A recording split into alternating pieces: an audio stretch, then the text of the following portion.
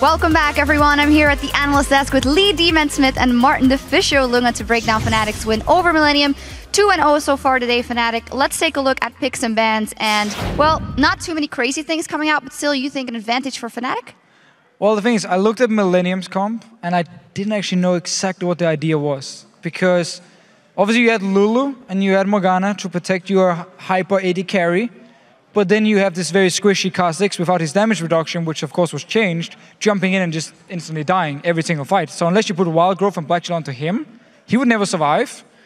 But then your AD carry would just die in the back. So I'm not really sure what the idea was from Millennium's team. There's different ideas, but nothing really worked for them. Yeah, and that's it. And it reflects in the build, of course. If you look at the build that Cotnex did on kaSing, when the Hexdrinker Brutalizer in there, like 0 armor reduction. His ultimate doesn't give him that 50% armor reduction anymore. He needs to go tanky. He was jumping in, getting squashed straight away.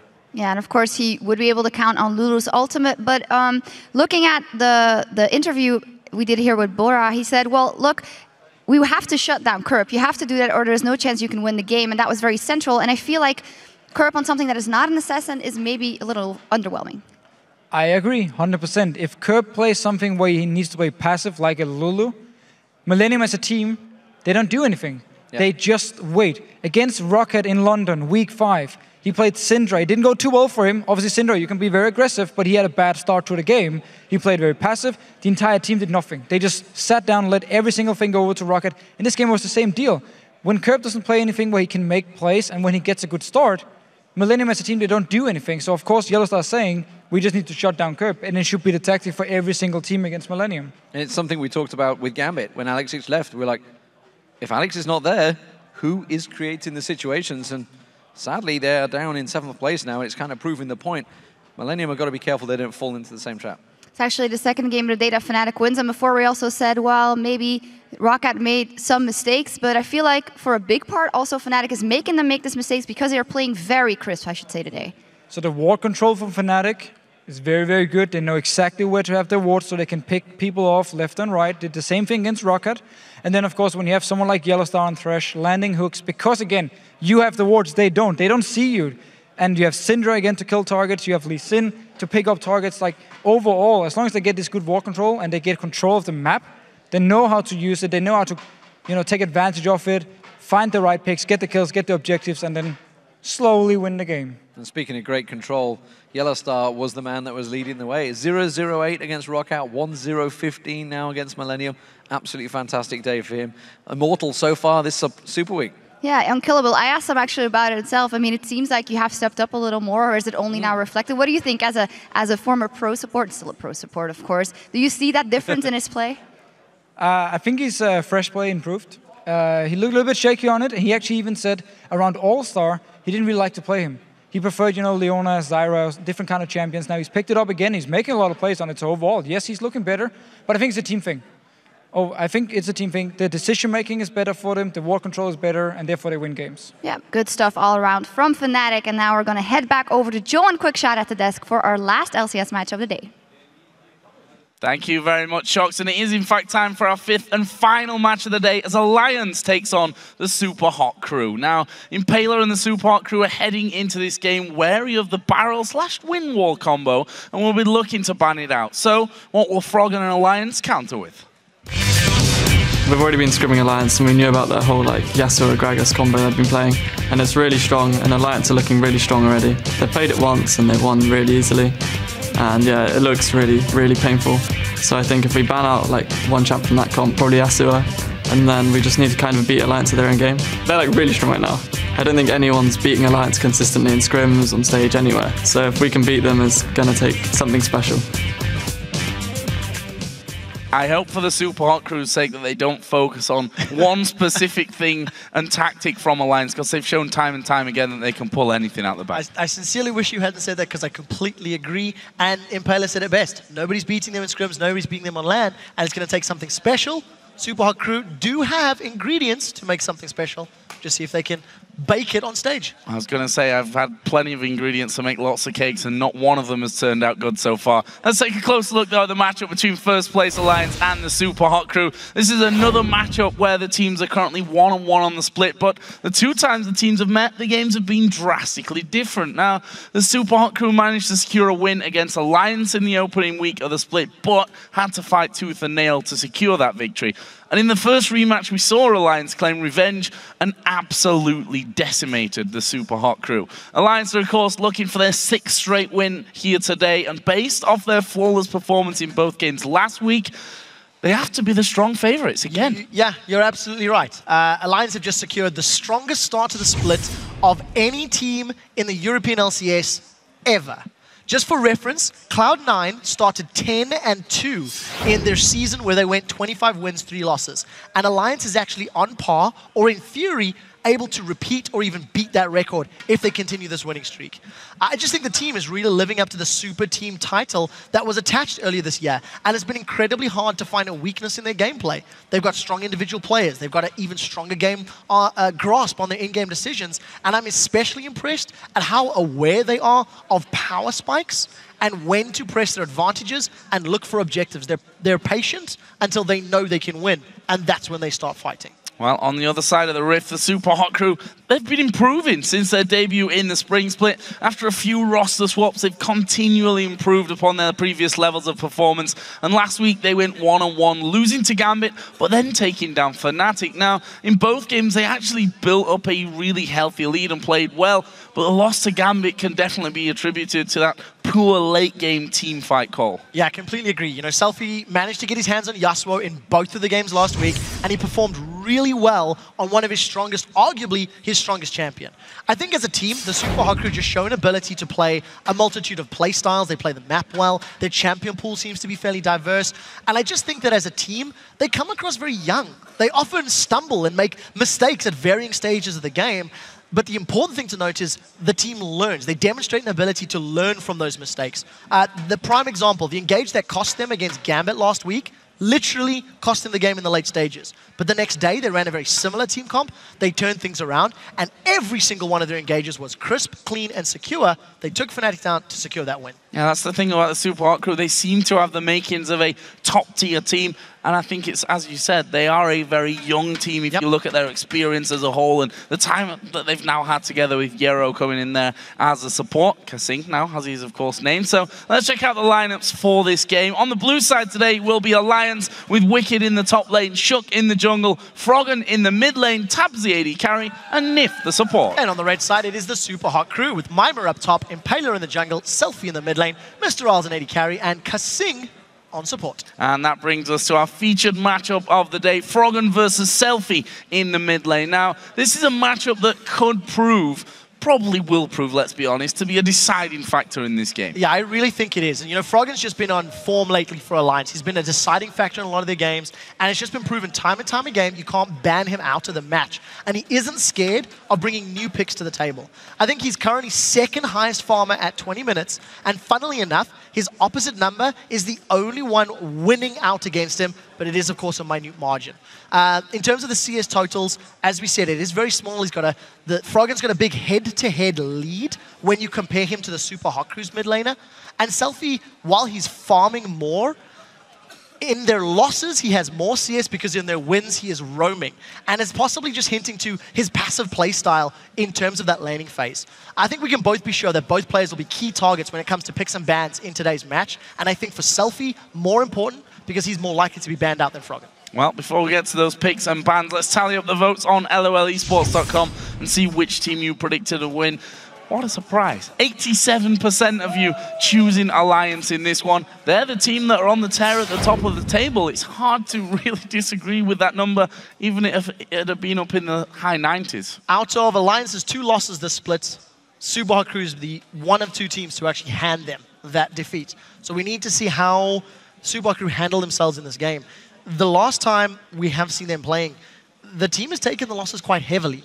You know, when Super Hot Crew are up there and they take the losses heavy because they fight so hard in tooth and nail. You seldom see Super Hot Crew getting completely destroyed.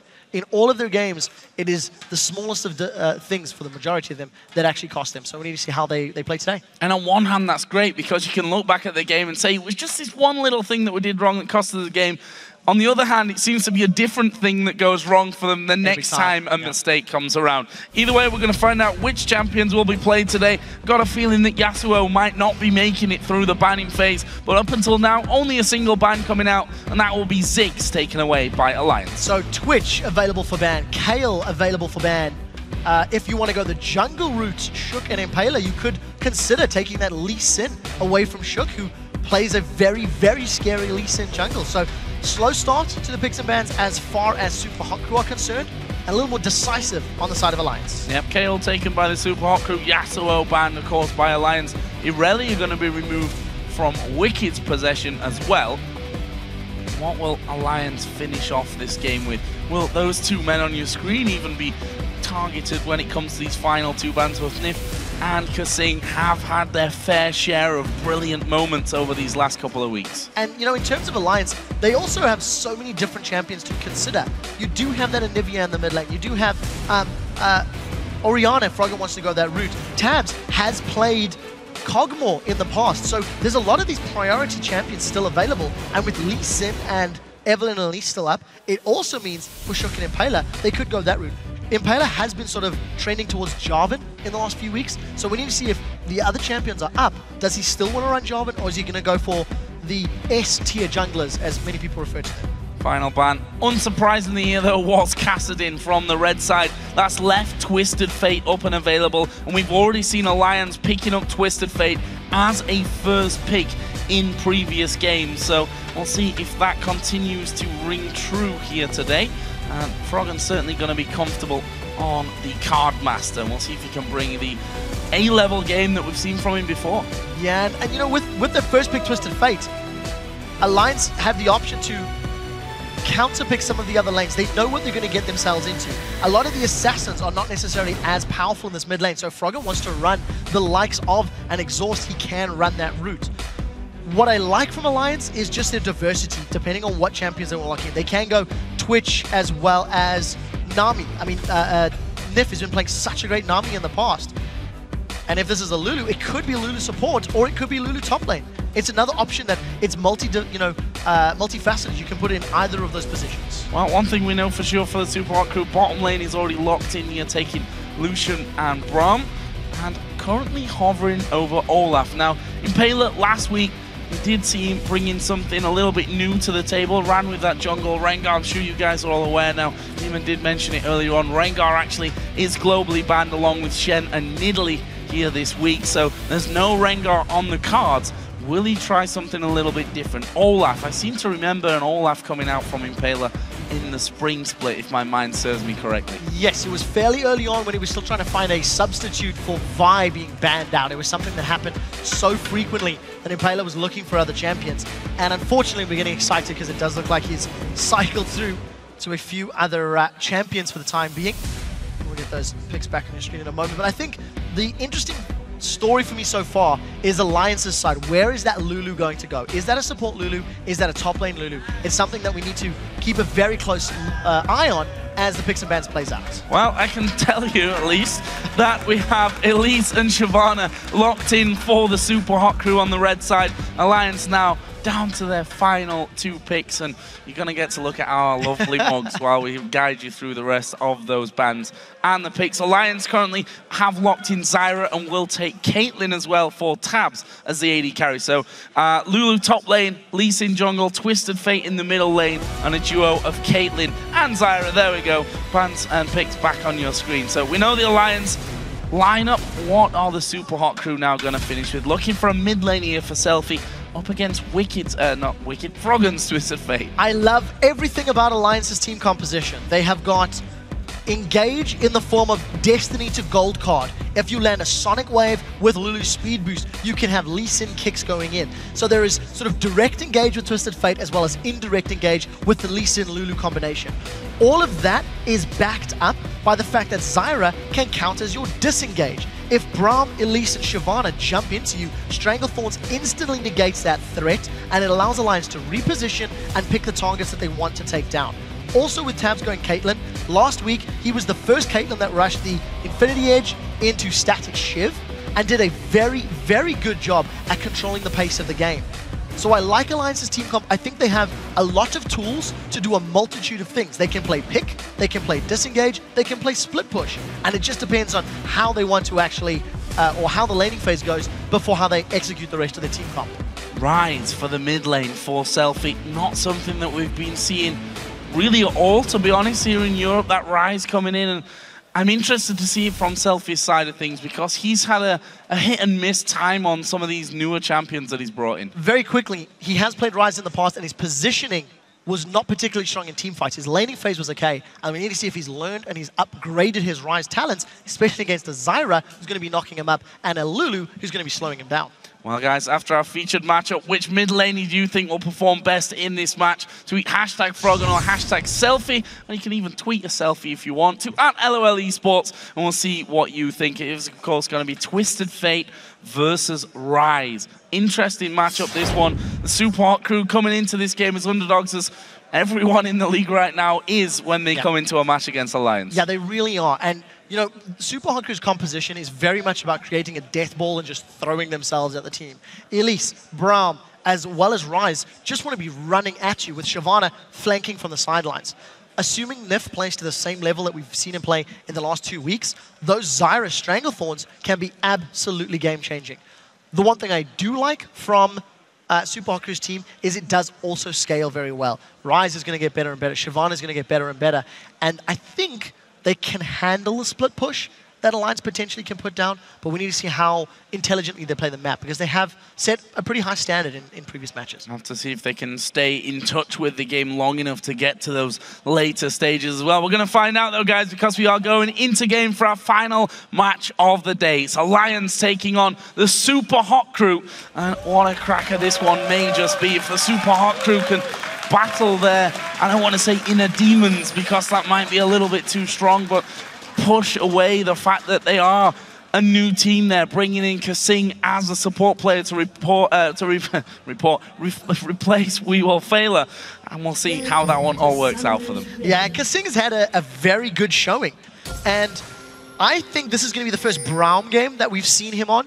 So another new champion adding to this new player on the LCS stage's performance.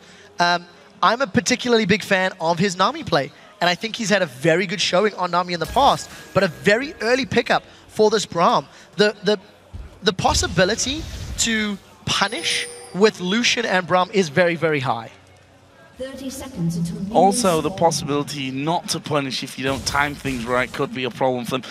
Either way, it's going to be a tough game, I think, against the... Oh, Mimer going a little bit deep from this one. Actually going to be getting caught out. The slow coming down. Will have his burnout going. Will they be able to get him for another Q? SELFIE will come from that middle lane. And I'll tell you what, Mimer really running that one to the deepest levels there. Going in for the one, almost getting himself caught out. Did have a flash available, of course, in case he needed to get away. But this bottom lane, as I was talking about, Zyra Caitlyn, a lane that, if we think back to the second half of Season 3, really the summer split in there, where the poke of a Zyra Caitlyn lane would be sometimes unbearable to deal with. Yeah, and it's going to be very difficult. We've already seen Braum struggling against Threshers in the past. The range and the poke that Thresh can offer in the early stages can really, really punish Braum. And I just had flashbacks of the last game they played against Fnatic. Yarrow has played Braum in the past, so we'll have to see how well he can perform in this particular matchup. I think he's going to need some jungle assistance from Impaler, especially because MrRalleZ and Braum have the ability to be pushed around and punished by Caitlyn's range. We've seen it in the LCS, we've seen it played, and if memory serves, it was Alliance versus SK. But for the time being, it's MrRalleZ that's got the early poke advantage onto Nyph. Nice mid lane then. Both players actually playing fairly aggressive himself. We've seen time and time again. He doesn't mess around. He feels like he can do some aggression. He will do, as we are going to see a good flash away from the Q of Lee Sin there. But again, as we always say, it leaves the mid laner very, very vulnerable. Lee Sin could just come back around after doing the top side of his jungle and have another go. Yeah, and especially against a champion like Ryze, who needs so much time to scale up, needs so many items before he can really run into the middle of a team fight. One of the things that I really liked about SELFIE's Ryze play when we seen it in the last split was his laning phase was pretty solid. He last hit pretty effectively. He was able to hold his own. But the issue came in terms of his positioning and his flanking power in those mid to late game team fights. So that's really where we need to see if SELFIE's leveled up his performance. Well, we are going to be finding out because Lee Sin's coming straight back to the middle and SELFIE's going to go down as the first blood. Impaler though doing a good job. Can he actually get in onto Shook and find a second kill? He's going under the tower. Doesn't he have the damage there from the red buff? Not quite enough. Impaler has to back away. It's a 1-for-1 in mid. 1-for-1, but Shook is the man that gets the bonus gold for that first blood. So trading objectives, Impaler realizing that there was going to be a gank attempt on SELFIE in place for the counter gank play. Coming out even, so decent start for both of these teams. And of course, because the junglers secure the kills, we'll have to see who can make use of that gold in future ganks more effectively. So top lane then, something that we've not really looked too much on apart from that hairy start for Mimer where he almost went down, let's say. He did have his flash available, so I don't want to say it was a clear-cut almost death there for him at the start. Struggling a little bit against Wickd in the top lane, although keeping up on CS as well, but being bullied somewhat by Wicked's Lulu on this top side of the map. Yeah, you really expect the matchup to go in Wicked's favor, thanks to the Glitterlance, thanks to the ranged auto attacks. So Mimer's doing a pretty good job, I would say very good job, of keeping up in this head-to-head lane matchup. I want to see where Wickd itemizes. We've seen top lane Nunus like Soaz go for the triple Doran's ring into the likes of a Morellonomicon. But against an Ilyas and a Ryze and even a Shyvana who has, decent magic damage once she's in dragon form, I think Athene's and Holy Grail might not be out of the question for Wickd. But like I said, it's still early days, 30 CS, he hasn't backed yet to purchase anything. Froggen actually moving down towards the death push. Not level 6 yet, so no Destiny to be called in. And in fact, they were both spotted there thanks to that pink ward that was placed earlier by the Super Hot crew. And who would have thought it? SELFIE now after going down there for the first blood. No flash still available to him. He's sitting back and allowing his tower and those minions to soak up a little bit of damage and not get caught out of position by Shook again. Yeah, and he's going to be under quite a lot of pressure until he hits level 6. The wave clear of Froggen on Twisted Fate will always be higher than Ryze until Ryze gets access to his ultimate. But you don't ideally want to wave clear every single one of those lanes. That desperate power from Ryze is very, very crucial in starting fights. And the mobility that it gives you will help him potentially dodge some of the skill shots that Alliance will put down. So, teleport to the top lane for Wickd. He's picked himself up that Fiendish Codex and mirrored by Mimer. So both top laners making it somewhat clear a dragon is not on the cards yet, and mid lane is going to have some fun. Let's see, Cocoon or Sonic Wave, whichever one connects first, probably going to be where this gank comes from, as the yellow card timed out, gold card rather. And Impaler may use that as an opportunity to get in. Definitely doesn't have a massive cooldown on it. There is the gold card coming in on towards SELFIE. He may go down before Impaler can do anything. He will fall. It's Froggen that gets that kill. And just a little bit slow off the mark was Impaler to get in there and help defend. That's the power of Lee Sin and the twist of fate really coming together there for all that damage. It looked all too easy. I mean, SELFIE was extended in the lane, and Impaler appeared to be backing away. You see Tabzz being jumped on. kaSing and MrRalleZ doing a decent job, but I do think that Impaler just reacting a little slowly or thinking the gank wasn't going to be there. So Alliance with a good repeat before SELFIE's flash is available and an easy kill. So that leaves it 2-1 then. Almost 1,000 gold the lead for Alliance in these very early stages of the game. We know the Super Hot crew in that mid lane in particular needed a bit of time to get things going. SELFIE does have his tier picked up now, so he's going to start stacking that one up. We'll see at what point he can actually get that one done and start moving on towards those other items. Up until now, actually staying very level with Froggen, considering the fact that he's died twice in this mid lane. Yeah, to be fair, the ganks have also slowed Froggen's farming down. He was trying to set up a gold card before Shook got there, missed a couple of creeps, and then obviously had to go in for the kill. So decent CSing. By no means on track for any sort of record here today, considering Froggen broke the CS record last week. But I think you know, the most impressive story is the fact that Mimer is doing very well in CS against Wickd. The Negatron Cloak is going to be helping out. And I also think that MrRalleZ and kaSing have done a good job in the 2v2 matchup with SELFIE roaming down to the bottom. No ultimate available. They've gone in on Nyph. They're going to go for Nyph, and I think he's dead. He's going to be one more auto attack needed, and came actually from SELFIE over on the side there. Just with that roam down, SELFIE not really having to do anything in that fight apart from maybe that one last auto attack to get himself a kill. Nicely done either way by the bottom lane of the Super Hot Crew to set that up. Very, very good play by SELFIE. Just walks in, actually secured the kill with that Rune Prison on his W, which is about 110 damage. Not much more than his auto attack either way. No, definitely not. But, you know, a good initiation from kaSing. He did burn his flash and his ignite for that. So Shook should be aware of the lack of Summoner Spell in the bottom half of the map, but the disengaged power from that Glacial Fissure can definitely turn things around if kaSing gets jumped on.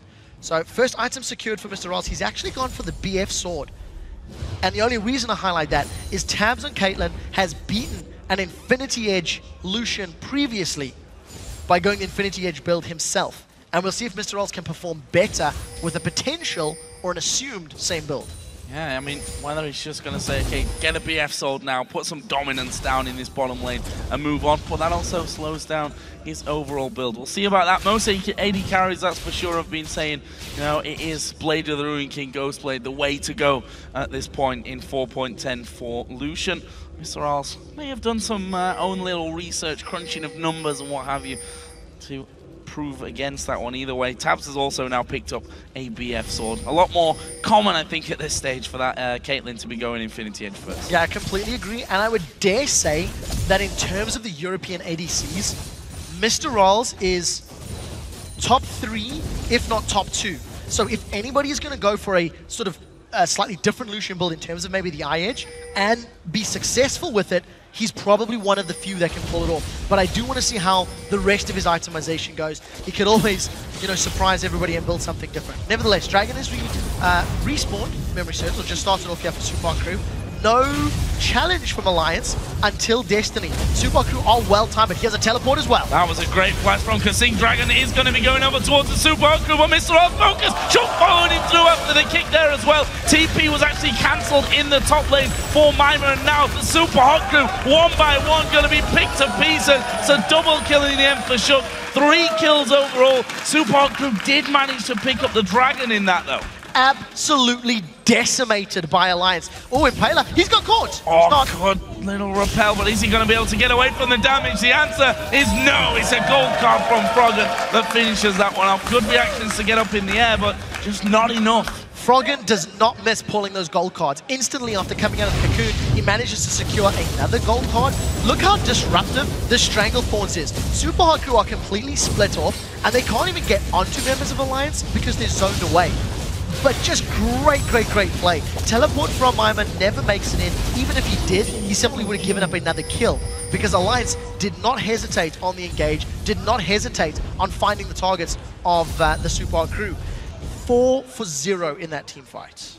Not good news for the Super Hot Crew. It leaves Shook with 3 kills, and again, timing everything brilliantly. Had the Q landed there, kicking MrRalleZ through the wall and then following it straight up as well. Shook on top of his form, there's no doubt about that one. 3-0-2 for him. 3-1-3 Froggen, which for me is a real scary thing. We've seen how deadly Froggen's Twisted Fate can be, even if you don't let him get rolling on it, really. So something that the Super Hot Crew need to be real careful about in these coming moments, and I think especially for that bottom lane, who now have no tower behind them to fall back on. Yeah, very importantly for the Super Hot Crew, because they've given up such a large amount of gold so early, it also means if they get put into a split push defense situation, the Lulu and the Twisted Fate can really punish anyone that's holding a tower. If Lulu's pushing one lane and Froggen decides to move up there with Destiny, that's going to be a dead target. Sorcerer's Shoes with Distortion Boots and Morellonomicon already completed. Froggen's got a lot of cooldown reduction, he's got a lot of mobility, and he's going to be looking to play the map and impact those side lanes as quickly and as frequently as possible. Oh, and now kaSing down in this bottom lane needs to be a little bit careful. Actually, he's going to throw his ulti in, but Shook is there. That's the big danger of this one. He gets knocked up and surely goes down. It's Tabzz that gets that one, and they're not done just yet. Shook tries to get in. Froggen had come down. SELFIE actually disturbing him somewhat inside of that bottom river area. In the end, it's just a 1-for-0, but kaSing being caught completely out there. They just destroyed. Even though kaSing had initiated the fight, the support wasn't there from the rest of the team. And Alliance just secure themselves another easy kill. Destiny blown from Froggen, so at least there's that small respite from the rest of the crew, but I think they're going to dive SELFIE.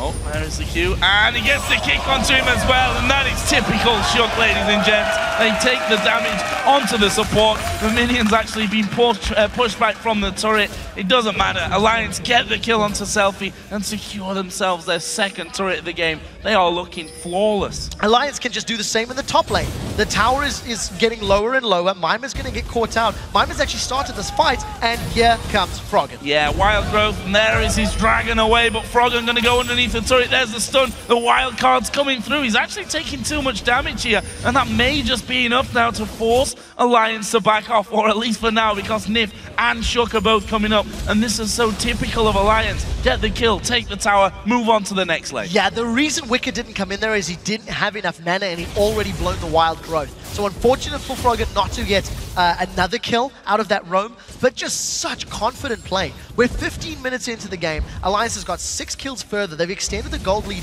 to around 4,000, and they show no signs of allowing Super Hot Crew time to get their items or time for the champions to scale.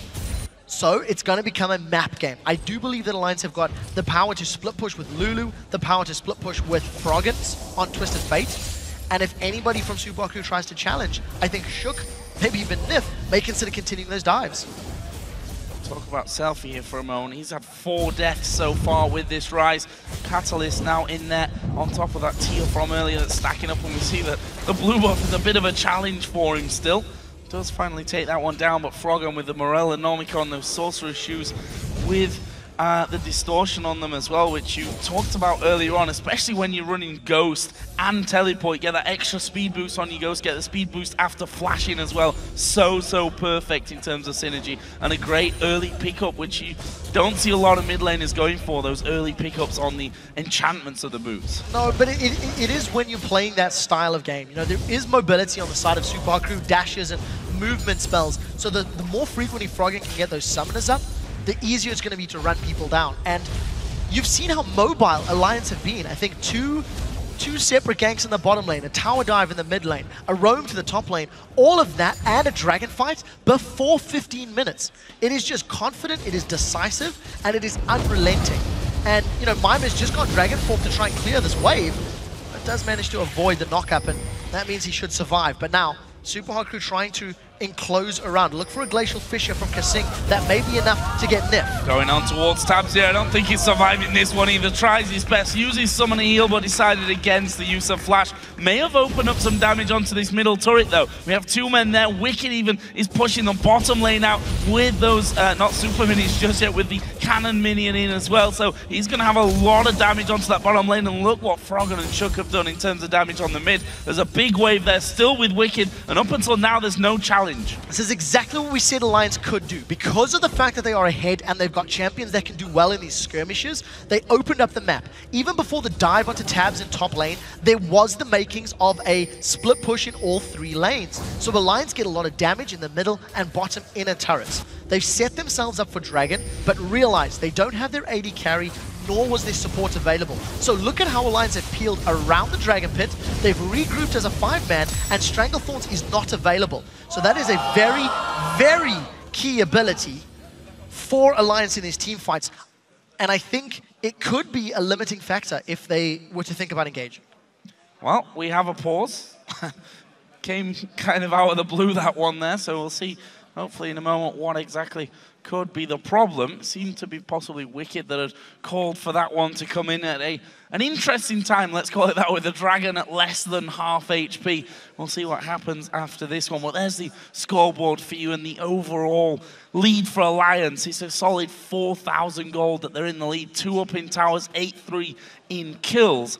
and overall looking like the dominant team that we expect every time that Alliance take to the stage? I would dare say, in terms of the golden lead that Alliance have actually put together, it's probably even less than how the game feels, because they've been bullying Super Hot Crew, they've dove the Super Hot Crew, and with the exception of one counter gank very early on, Super Hot Crew have not had positive plays. They tried to set up a gank in the bottom lane, got turned around. SELFIE got a decent roam, to pick up a kill, but they haven't really been in any sort of commanding position. And that is worrying for them because their team needs to run at you. Their team needs to engage with Shyvana, with Ilyas, with Ryze, with Braum. So we need to see how quickly they can put themselves in a position where they can engage.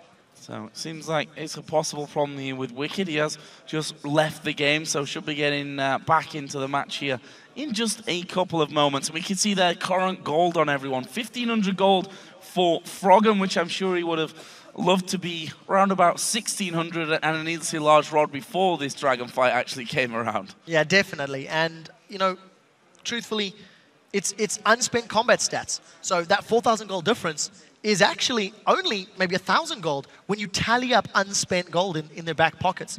It's a bit of a hollow statement to make because it's not gold that's determining and items that's determining these team fights. It really has been positioning.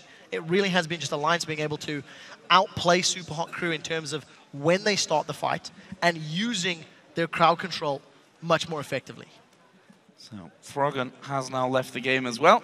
And I'm assuming we'll be coming back into this one in just a couple of moments. We'll try and get a full update onto the situation when we actually hear that as well. But it's hard to say anything other than Alliance at this stage have that hold on the game. However, that Dragon, if we think back to that, was around about this much HP, which is all depending on how big your monitor is, I suppose, at the end of the day. I can't tell you exactly how much. It's less than half. It's about a quarter even. Well, good done. Well done. I think good done. Good done. Yeah, it's been a long day. I think in terms of the composition that we were talking about, because of the fact that there are so many tools for either engage or disengage on the side of Alliance, if they're in control, there theoretically shouldn't be anything that Super Hot Crew can do. Because Alliance got themselves a gold lead. They've been proactive in pushing towers. They've been proactive in tower diving and forcing team fights.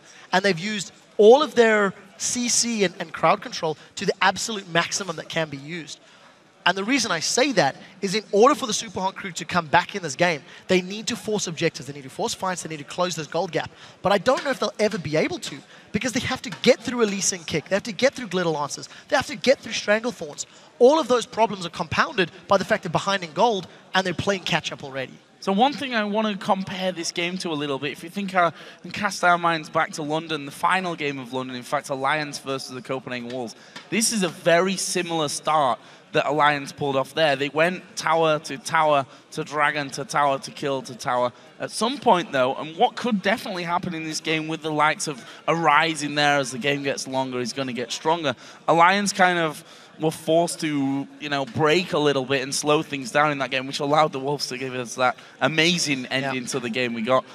It's all about how much you can hold Alliance back, how much you can push that train back before it kind of runs out of control. Yeah, I agree. The problem is, for the Super Hot Crew, I think they need to find a way to engage. Oh, they've got Dragon already. They've got the Dragon, which is great for the Super Hot Crew. Wickd and the rest of Alliance seem to be all fixed up. Actually, Destiny going to be popped there. Not sure that there's a follow-through here, though, for Alliance. Well, there will be. It's just Froggen going to the mid lane to get himself a bit of farm. That's always how you love to use a Destiny. Not sure that they're going to be able to do too much to this middle tower. It was low from earlier on, of course, and actually the safety really being pulled there by MrRalleZ, using his culling to get rid of those minions and making sure that what's left of that inner turret stays intact. Yeah, so Alliance continue to stay grouped up and roam towards this top tower. Even though they've lost Dragon, they should be able to secure the top outer turret. The rest of Super Hot Crew have continued to stay grouped up towards the middle lane. I don't think they should be going to try to defend this top tower. I take that back because Alliance didn't push it at all. Instead, Alliance have backed away, and that is, of course, thanks to Wickd going bottom lane and Froggen backing off. So a little bit of a split play. Alliance do lose that global objective of Dragon, but they still maintain a gold lead, and it's just a matter of coming back from that pause. Oh, they're going to be baited into this one, though. Mimer's going to dive in. We see Shook coming around the side. They may need to be quicker about this one, though. Impaler knocked up. Nyph is going to be going low. Well, flash, but I think Mimer's got this one. Nyph actually backing away from the damage, but Mimer gets the finisher, and now it's Shook that's going to be chased down. Actually does land his Q and safeguards away. Flash use as well. Can he escape from that speed of SELFIE? He's not going to be able to. There is the shutdown. In the meantime, though, Wickd is pushing the bottom lane. So we'll see if Wickd can get himself that tower. 2 for a tower. An inner tower is arguable whether or not it's worthwhile, but the teleport from Mimer comes out to save. A very good play from Super Hot Crew, reacting to the somewhat split decision-making of Alliance. Alliance looked to be pushing the top lane tower before backing away. Then Shook attempts to go for a 3v2 scenario, but because Shook took such a long time to get in position for the fight, it means they come out far behind, and Super Hot Crew are now 1,500 gold down.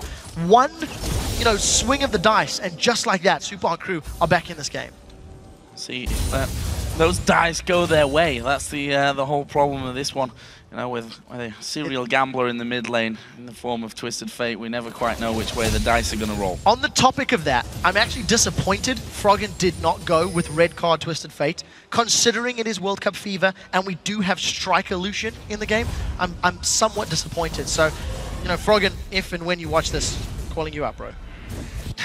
And on that token, we should say good luck to USA and Belgium a little bit later on tonight as well in their quarterfinal. I know that Shox and our entire production team over in LA definitely looking forward to how that one all goes down. I'm sure there's a lot of banter to come through the night. For now, though, this game 8-5 up in kills for Alliance. The goal difference starting to slide somewhat away from them. And with that Dragon not too far away, that's going to be the real interesting part of this game in the minutes to come. So that pause potentially distracts the flow from Alliance.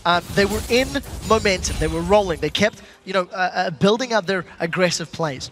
And as we come out of the pause, they lose the Dragon, and they become somewhat disjointed across the map. Because of the fact that Alliance were disjointed, it meant the Super Hot Crew could punish. And part of the reason they were so aggressive is Froggen didn't have his Destiny available. He had used it after the Dragon fight, so Super Hot Crew realized they had a window of opportunity, and they took it. They need to do the same thing. They need to bait out that Destiny, or in this case, go for a move on Wickd. Yes, Wickd may just be in trouble. Lesnar in prison will use his own wild growth there, but will he get away? Actually, Mimer diving for him there, but Wickd, with the speed boost that you get with Lulu, was able to escape just about without going down. And that could still, however, open up a tower here for the Super Hot Crew. We've got Twisted Fate coming down. Lee Sin may join the party as well. Not sure the Super Hot Crew have actually got the damage to kill that tower. Twisted Fate, though, popping Destiny. Where's he going to come? He actually uses the bait from Twisted Fate with his Zhonya's. Can he actually get the gold card down? He will. It's on to SELFIE, who did a good amount of damage back, but they don't get it. Here's another gold card with the flash. Mimer's going down. Froggen now on a rampage. Can he get even more? Here's the card. It's a gold one again. Shut down, moving in. Does get the kick and knocks both of them off. Another gold card. This time will be repelled away from, but that won't save him. Tabzz comes down, and just like that, the Super Hot Crew lose 4 men. Absolutely perfect fighting from Alliance. They defend the tower, they force Super Hot Crew all the way back, and thanks to the work that Wickd rather had done earlier in the game, they grab a tower out of the deal as well.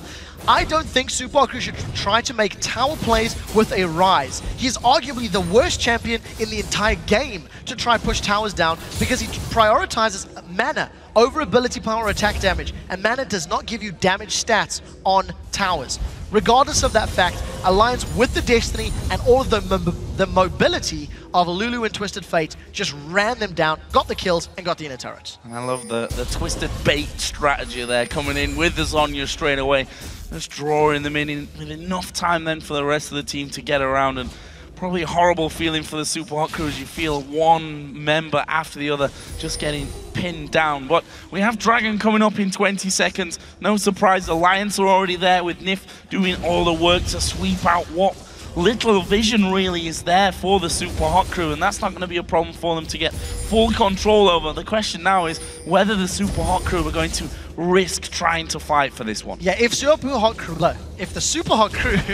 are your going microphone was broken there for a second. If they are going to risk the fight, there's going to be a lot of pressure on MrRalleZ. He's out farming Tabzz by a solid amount, but that's because of the movement around the map that Alliance and Tabzz have been performing.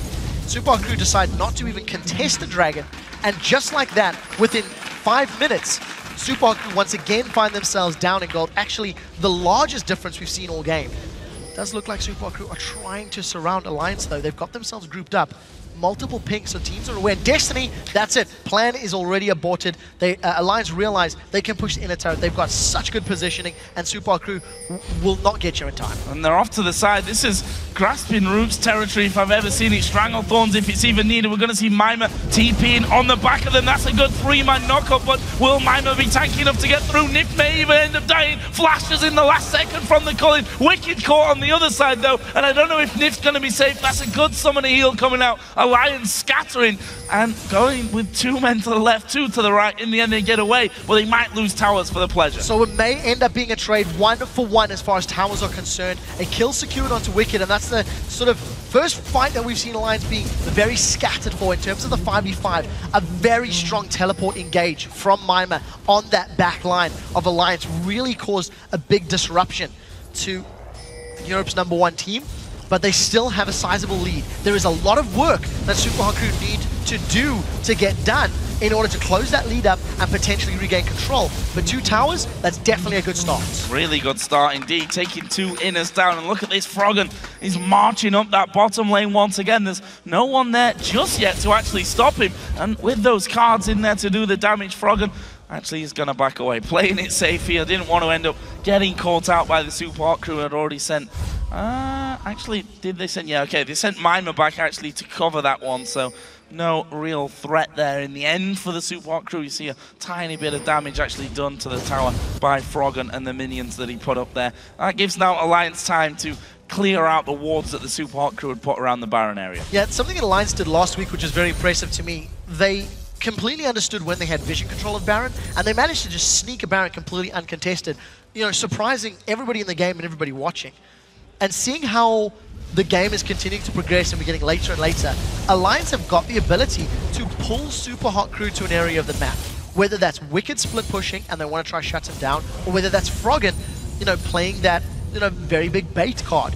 And the moment Super Hot Crew respond to that potential move, Alliance can then just move in and try to secure that Baron. Look at the vision of that area of the map. It is heavily in favor of Alliance. Super Hot Crew slowly pushing themselves out and trying to get more wards down. And more farm there in the bottom lane, not just for Mimer, but for Tabzz as well. If you look at the AD carries, Infinity Edge for both of them, Phantom Dancer for Lucian, and the Static Shiv for Tabzz. We talked about the build on Lucian earlier on, the fact that most AD carries these days are fancying that Blade of the Ruin King into Ghost Blade build, but definitely a different route to the norm, or at least the building norm that we've been seeing. Still early stages, I suppose we could say, of the changes that we've seen to the AD carries and their items. So interested to see how that one works out for him. 0-1-1, not played a massive role so far, although we have to say the couple of little fights we've had, MrRalleZ has found himself in another lane pushing or trying to push down turrets. Yeah, it's actually quite interesting to see that MrRalleZ is basically saying he's not ready to fight against Alliance. He wants to get those items, he wants to scale late. The thing is, SELFIE is also continuing to scale. That Rod of Ages has been slowly ticking away, and it is at max. Obviously, Seraph's Embrace is already upgraded. He's got the makings of that Void Staff sitting there. So, you know, we need to see how quickly it can work out. And Malignex, that's a great tweet, buddy. Can't play red card TF because all he pulls is golds. I can't really disagree with him. He's, you know, every team fight, every time Froggen has jumped onto a target, I don't think he's missed a gold card this game. I will say. That you've just cursed him, though. Yeah, well. Wait for the next Destiny. All props to Impaler. Impaler's dodged a few. That's not a matter of Froggen missing them. So we'll keep our eyes on him. Got that death cap completed a few minutes ago, so his wave clear is even higher, his burst damage is even higher. Most likely going to go Void Staff next, and it's just going to play even more into Alliance's potential of split push into pick. I mean, look, once again, Wickd got teleport available. He's gone to a side lane. Lulu, a I would dare say Lulu's becoming more and more of a split push champion. We're seeing her do it in many games in the last 2 or 3 weeks. We'll see how effective that is for Wickd. I mean, he got that inner turret basically all alone. Wasn't finished off by him, but he'd done all the groundwork in actually getting that one started. However, we do have Dragon in just over a minute's time, and as per usual, that will be a hot point of the map. SELFIE now starting to build up. You can see the waves that those waves are actually going down now with his Xera's finish with that Rod of Ages. Got a blasting one now added on top as well. So feeling a lot more confident, I think, is SELFIE after getting off to a bit of a lackluster start, which you can expect from a champion that is getting stronger towards the late game, but is squishy and very immobile early on. Yeah, and it's also not entirely fair to call SELFIE out because No, Alliance focused him really heavily. I mean, Shook ganked him multiple times, which again is part of the strategy against Rise. He is a late scaling champion, so delay his early game means it takes him longer to hit that power spike.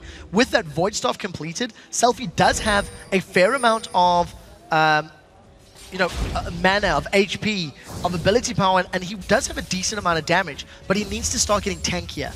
Because if he gets caught by, Gold Card, by Glitter Lance, by Roots, and Tabzz can get a bunch of auto attacks down, with the Lost Whisper and an Infinity Edge, that is going to be a lot of very quick damage that will burn through SELFIE's HP. Think of it as well, and Frozen Heart, a nice item for Rise at any day of the week, but even maybe more now as Impaler gonna get caught out with a lot of damage. TPs are coming down. Both Wickd and Mimer gonna join in the same place, but Wickd caught out very early. Wild Growth at the last second. He has to flash away. They've caught up Froggen. Is SELFIE gonna be able to blow him up? No, not quite enough damage just yet, but Mimer will keep chasing. Nice slows coming out of Wickd, and they stand off 5 versus 5 outside of the Dragon Pit again. Alliance need to be so careful. Their big CC's down, and that's kaSing caught. Caught kaSing, and the damage is there. It's Nyph against the finisher. Shook coming in. It is the Super Hot Crew that get Dragon, but there is Froggen off to the side. He's actually coming at the wrong place, but is he going to flash over? No, because he doesn't have a flash, but there's the kill onto SELFIE. Tabzz will get that one, and it's a 2 for nothing. Super Hot Crew again losing members, but getting the Dragon. Even more scary there is MrRalleZ flashes over the Wraith Camp wall, so afraid that he was going to get run down. The range of Caitlyn shows so true in that previous fight. Tabzz was never really in danger. After the successful win, Alliance have opened up Baron. There is pings here from the Super Hot Crew, but they don't have vision. They are going to consider going in. Do they have vision in the pit? There is vision in the pit, and it looks like Impaler wants to try steal. Oh, he's gone up too early there, though. Yeah. Repel coming too early out of him, and he's going to have to be careful. There's a Q landing from Shook and the death, and surely the Baron. Here comes Mimer from around the side. Alliance able to get that one, and Mimer will simply flash away. Nice little try for him, but not enough in the end, and the first Baron of the game will be secured by Alliance. Just once again, very confident play. That team fight all started in the river, and double teleports from Mimer and Wickd. You initially thought that Super Crew in such a good position. Wickd took basically every bullet of the culling and was forced to flash over the wall and try to get away as quickly as possible. And thanks to the range and thanks to the poke from Alliance, they just re-engaged and once again cleaned up. I mean, 15-6 in terms of kills, it's very one-sided in fights. And again, Alliance raking in points for everyone that's got them in fantasy. 4-1-7 for Shook, 4-1-8 for Froggen. Tabzz again coming up big, 3-1-5 for him, although you have to say miles behind in CS, but those kills and the global gold really giving him the advantage, and that turret is going to be going down this time. kaSing and SELFIE will be able to just tank that one up and go in, but look at Alliance, they're moving straight up the middle. Yeah, but look at the split for Alliance. Wickd is again split pushing. He's continually done this the entire match long, and if Super Hot Crew ever commit resources to shutting him down, it just allows Alliance to push the rest to the back. Thanks to the range and the poke of Twisted Fate as well as Caitlyn, it should allow them to siege towers incredibly effectively before you even take into account the Baron and the big gold lead that they've built themselves up. And this turret's going down, no doubt about that one. Alliance get in there, and means now that the Super Hot Crew are holding on to their base just by those inhibitor turrets. Will Alliance be able to break through them? Twisted Fate going to be going in towards the Lich Bane soon, and that's when Froggen becomes even more dangerous. Couple of hits on towards those inhibitor turrets, and they are going down quickly. There's a culling use from MrRalleZ. Doesn't even want to entertain the fact that that minion wave can push in for some free auto attacks on the tower. Yeah, when you're dealing with Caitlyn, it's so difficult to defend against these sieges. You have to engage. but you can't really engage against the Zarya. Oh, ace in the hole, even, you know, threading the needle and catching probably the most important target for the Super Hot crew. Alliance haven't got the most damage on the inhibitor turret, but we'll see in this next wave how brave Tabzz is feeling. He's done such an incredible job here in the summer splits. Shields are another thing that's going to be played in Alliance's favor here as well. As you see Shook tanking up that turret for a long time as the damage comes in. They also managed to get Mimer down to about half HP. There's the Destiny going to be used. I think it's just to reveal exactly where the Super Hot crew are. Move through, take away that inhibitor turret. Julie the inhib as well. Actually, Froggen going off to the side. Going to try and pick off SELFIE using the Zhonya's early there as well. But Mimer is actually going to dive in. It's a lot of damage towards Wickd, and he gets finished off by MrRalleZ. Can they get any more from this? I think the Super Hot crew are happy to defend with what they've got there. Small misplay from Froggen, maybe biting off more than he should have. The Super Hot crew were able to rally together and stick on the same target, which is why Wickd went down. But the tower was exposed. This means if Alliance continue to play the split push, which they have done very effectively, they should be able to get on an inhibitor on their next few pushes, on their next few attempts. What can Super Hot crew salvage from this momentary respite? It looks like a red buff steal, and it looks like they can counter push the top and bottom waves just to once again try and get some semblance of control back in the game. And this, I believe, is the first Bloodthirster that we've seen in Europe. MrRalleZ building it on Lucian, so he's going to be looking for that overcharged shield. And I'm very interested to see how effective it is over the course of the coming team fights. He can mitigate a little bit of that burst. If he can get his shield in position quick enough as kaSing here, gonna be forced to flash away very quickly. Actually, they might be able to lock him up, and this is a tanky support who's gonna go down. Tabzz with the ace in the hole. They've locked up Mimer as well with the grasping roots, and he's forced towards the out. Kick back onto Impaler as well. Very quick repel for him, but he's gonna come down on top of them. Will flash off in the end, but this is surely the in for Alliance. It definitely is. Without the engage and the support of that Braum for the front line, Super Hot crew are forced to back away. They lost a lot of summoner spells in that case as well. Flash from Braum is down. Flash from Impaler is down. And unfortunately for Super Hot crew, just being caught out of position from that very fast team of Alliance costs them. And there's that big red shield for MrRalleZ. As long as he's full HP, Bloodthirster will of course be giving him that stack. Last 15 seconds if memory serves. We need to keep a very close eye on how effective that actually becomes. It is interesting to note, with that shield active, if he gets it to max, which I believe is 450 HP, the resistances that Braum can offer him from Stand Behind Me do make that shield significantly more effective. The problem is, it's very difficult to maintain that shield or get it built up because you can only stack it from max. Now Froggen, did he use Destiny? He did, and he's going to run away. Make sure he's got full information on the rest of the team. Where's he going to go? Dragon. Probably a quick teleport in there just to use it in the end as they lock up Impaler. Good damage onto him as he's forced to repel straight up in the air, and almost half of his health gone from that. It looks like Alliance gonna once again loop around the dragon and see if they can sail this fight. Wickd, maybe the first man's coming. Ultimate out of kaSing does nothing, lands onto nobody. Can they get in? The culling now coming through. Dragon is at half HP. Wickd being locked up on the top side by Riot, and there is the Super Hot crew taking the dragon. Will they force Alliance back away? Alliance themselves seem to have just backed off from this one. Yeah, without Destiny available to jump in and find the right target, it looks like Alliance are playing a lot safer. Keep in mind, there were always super minions pushing through the middle lane, so the longer Alliance could have delayed the Super Hot crew, the more potential opportunities there were to push. But I think hesitation and safety on the side of Alliance prevents them going in for that one, and Super Hot crew get a small win. I mean, Dragon is worth reaching its maximum limit as the average level of champions is getting closer to level 16. Probably is, but I'm not going to try to do math. So, a good pickup for the Super Hot crew. You mean you're not going to add them all up and then level out and work it out? No. No. Not after 37 minutes. Not me either. Mimer here has come out of his base once more and trying to push out this bottom lane. And as I say that, of course, he just hits the B key and will be recalling off to base. And Wickd probably not even going to try and stop him at this point.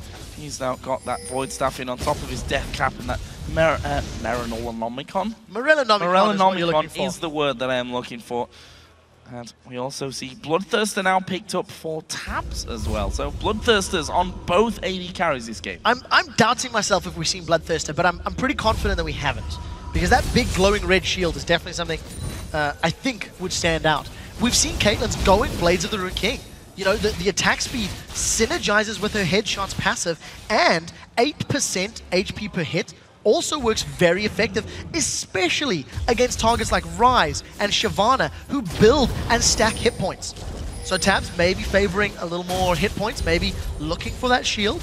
You know, it's definitely something I think I'd love to hear his viewpoint on, maybe Deficio's as well after this game, because it's not something we see all too often. And the game is just slowed down. Because of the power that Shyvana and Ryze have gained as the matchup has progressed, Alliance have played a little safer, and Froggen now being dove, we'll see if he can get away. I'm not sure about this one. He does have Ghost, does have Flash, but there is a lockup. The burst too much for him. The shutdown comes in from SELFIE, being caught out, but he's going to be sacrificed here for the Baron, but it would be a 5v4 if they start, and there's a TP on Mimer. Yeah, we need to see what Super Hot Crew can put together. That is just Froggen being caught out of position, decides not even to try. Oh, they've landed a cocoon on Nyph. Oh, and the calling going to come through as well. Wild Growth coming down, but is it enough to keep Nyph alive? Flash is going to be using Impaler on top of him. Great kick away from Shook. That may be enough to save their lives, but can they keep hold of Baron now? Well, without Froggen still being alive, there's a window here where Super Hot Crew can try rush it down. 25 seconds before Destiny and a potential re-engage comes out. MrRalleZ is going to have this shield fully stacked up. But remember, there is no Fissure from Braum, so that heavy engage is not there. They're going to try catch Tabzz. And they actually took more damage for trying to get onto Tabzz than they really gained from that one. Baron started off again with a Super Hot Crew slowly being chipped away. There is Wickd moving in as well. They have to get away from this one. Mimer goes in, tries to flash out, but is picked off in the end. They did take down Nyph. Froggen going to come back on, but Tabzz going to be destroying them. He's on a double kill. Surely will be a triple for him here as well. As Destiny is popped, they've got vision. Froggen not in range though to actually follow through. He's going to get towards the mid lane though, and Alliance going to get Baron again. Very, very good re-engage from the Super Hot, from Alliance rather, onto the Super Hot Crew. Just using that range. And the focus from SELFIE onto Nyph is really what cost him. He was putting damage down onto the support on the sidelines and just disjointed. This is one of the scenarios we talk about with the Super Hot Crew where it feels like the impatience is what costs them. It does look like Alliance, they're going to get another inhibitor turret. They're going to get that one forced. This might be the game. Support and the jungler away. They've got super minis coming up. Alliance turn and run towards the Nexus turret. Spawn's not coming in for 10 seconds here for Mimer. One Nexus turret already down. kaSing going to try his best as he gets kicked away. They don't care about him. They want the game right here. Finally, they do lock him up. There's the burst damage. He goes down to Froggen, and now they can focus on the Nexus and win the game. Alliance continue their run at the top of the European LCS. Fantastic victory. Slight misplays in the mid game. Definitely stuff that Alliance can, take back and learn from. I do want to say Super Hot Crew's comp scaled fairly well. They got to a point where they could contest and they could pick team fights, but they just fell too far behind too early. And unfortunately, that just made Alliance run away with it. Big win again for Alliance. This super week, if they're able to take all 4 victories, could really separate them from the rest of the table. The Super Hot Crew, though, put up a valiant effort. We saw that around the mid-game area where they brought the gold right back to about 2,000, but just after that, we saw it jump again to, I think, about 6,000. There were a couple of kills in there. Dragon went down. Alliance were able to capitalize with a couple of turrets as well on the way through. And Alliance just showing that even if you feel like you may be coming back into a game against them, they'll all of a sudden pull some trigger that no other team seems to know where it's hidden right now and really gain that lead back. Yeah, I completely agree. I think the only other team that I can compare the switch onness in terms of, pushing objectives and finding ways to create opportunities and win is SK Gaming. Nobody else is able to find those situations. I would dare say today's game's Fnatic showed an inkling that they're onto something, but they need to do it more often. And even in the moments of weakness for Alliance, you never felt like it was really going to push them out of control. They lost one team fight, then all of a sudden find kills and accelerate their lead even further behind, even further ahead. Some numbers from that one as well. Tabzz again, quietly deadly. We saw in that fight around Baron, which pretty much turned out to be the last fight of the game there in the end. 7-1-6 he finished on that. Froggen had over 400 CS, finished 5-2-9 as well.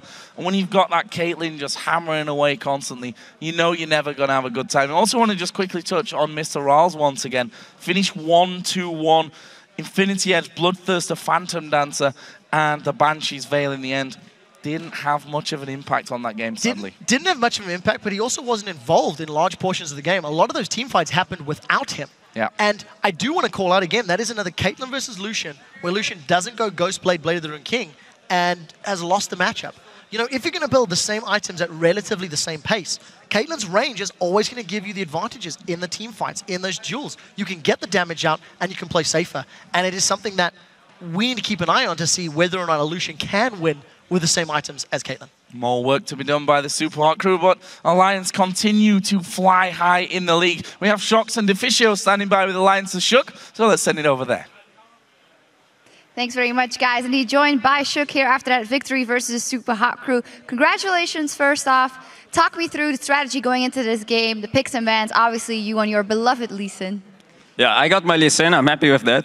We got basically every pick we wanted. We just got our comp. We played it well. We still made some sloppy mistakes in the game that caused us to fall behind a little bit. We lost some dragons for no reason, but we managed to get through it and just win the game. And what is the difference now between Alliance in this split, where everything is going so well, compared to last split, where it was a bit of a shaky start? I mean, did you guys change a lot of things practice-wise, or what is it? What's going on? We just play more as a team now. Like, we used to play as a solo queue team, like, where everyone did their own solo missions. Now we just play as a team, and we work well together. We got more synergy, and now we're just on a winning streak.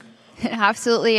Following up on that, talk me through how, as a jungler in the game, you can put priorities on different things now that you guys are doing better and you can trust on your team more. Do you do things differently when you come into a game? Yeah, I think I can, as a team right now, I think I can do more in the game itself. Like, I have more impact in the game right now, I think, the way we play. Like, I can choose whatever lane to gank, we can snowball it, and we just grab drakes from that, and we just win the game from that. Yeah, very good job. Well, congratulations on your winning streak and just Alliance in general. Thank you very much, Shook. You're welcome. And now it's time to head back over to Joe and quick shot at the desk for a look at the standings. Thank you very much, guys. And with 5 matches from this Super Week already behind us, here are the current standings. Alliance continue to climb. Well, you can't really climb higher than the top, but they keep adding wins to that total. They're now on a 6-game winning streak with a 13-2 record in first place. Yes, behind them is second place is SK Gaming at 10-5, and with the victory over Millennium today, Fnatic have actually leapfrogged to third place with 9 wins and 7 losses. But of course, there are 6 more European LCS matches heading your way tomorrow, beginning with the first place Alliance taking on the second place SK Gaming, and we'll close out the day with Fnatic versus Gambit. Those games will kick off on Wednesday at 5 PM Central European Summer Time, which is 8 AM Pacific. And in the meantime, for myself, Quickshot Demon, Deficio, Shox, and the entire live broadcasting team, thank you for watching, and we'll see you on Wednesday.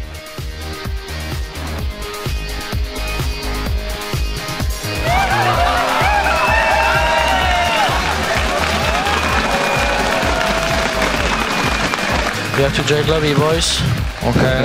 But first, let me take a selfie. Can he land one of those magic moves? He lands onto Soaz, gets to the other side of him, kicks him back across the screen there. Jankos, though, takes all of the culling damage, and Roccat are in trouble now. Banner's getting taken low. Zaza's picked off, Fnatic just culling their way through this one.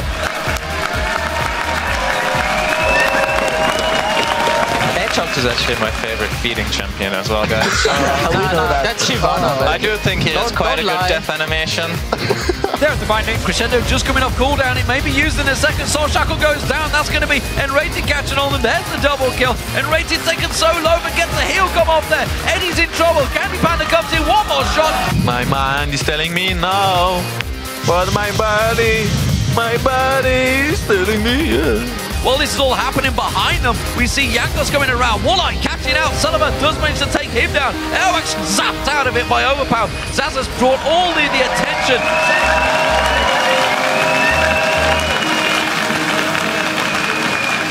Let's go, Afro.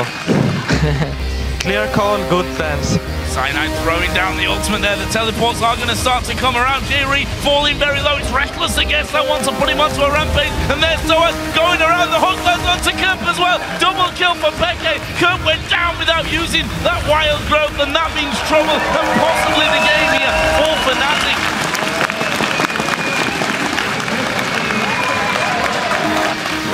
Future matchup, Froggen versus SELFIE. Are you ready? Don't ban Anivia.